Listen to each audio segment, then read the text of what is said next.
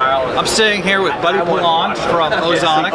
Buddy, tell me a little about what you've got here for Ozonics. Tell me a little about that 300 you've got in your hand. All right, so this is our flagship model, the HR-300. We introduced it last year at ATA. You'll notice it, like the 200, very similar, but it has a sleeker kind of new look. Ergonomically, we've improved several things. So with gloved hands in the dark, very easy to operate. You've got two buttons.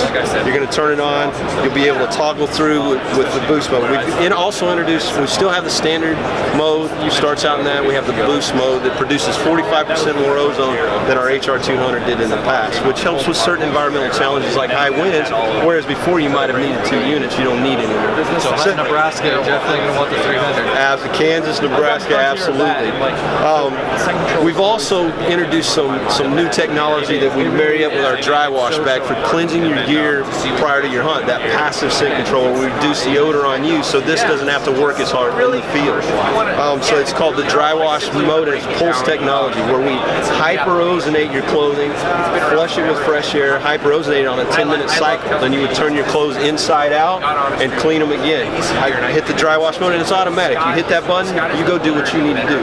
Get your other gear together, come back, turn the clothes inside out, run it. So basically 20 minutes, my clothes are going to be completely fresh and clean, ready to go for the next time. Absolutely, you're sanitizing. So the advantage is, A, for the whitetail guy, you're going out there, you're destroying all the odor on you prior to that hunt. So if you don't have time to go home, take a shower, you're going to go out there, clean them clothes right there on the side, hang it on your truck, hang it on a tree limb. For the elk hunter, for that western hunter, it reduces the amount of clothes you need to take into the field with you, right? So instead of 5 sets of clothes, I can get away with 3 sets, and we all know running around the mountains, weight's a big deal. Now, tell us, I mean, I know our readers, we've heard the name Ozonics for going on 10 years now. Right. They understand, a little bit about ozone. Tell the average hunter how your system works. Okay, so what we've done, we didn't invent ozone, right? Ozone's been around since the beginning of time. It's a chemical reaction. Lightning strikes the ground, produces massive amounts of ozone. All we did was take that technology and patent it for use in the field as a hunter, right? Because if they use this to purify water in hot tubs, they use it in industrial applications to get rid of smoke and fire-damaged houses and mildew. So if it can destroy and sanitize drinking water, what can it do with the little bit of odor we release into the air? And so what we managed to do was figure out a way and patent the creation of ozone that's portable with using a 12-volt battery. So the technology inside here takes 12 volts and converts it to high voltage, and we literally suck ambient air through the bottom. So just this air, that's your supply.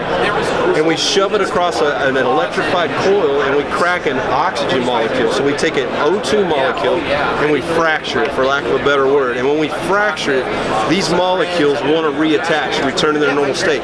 When this molecule attaches to another oxygen molecule, we go from O2 to O3, which is a highly volatile and oxidizing agent, right? And that's where the magic happens. It attaches to airborne particulates, smoke, dust, pollen, and in our case, the odor we release in the air, and begins to destroy it and reduce it to the point that animals either don't know you're there at all, or they don't recognize the odor that they're getting.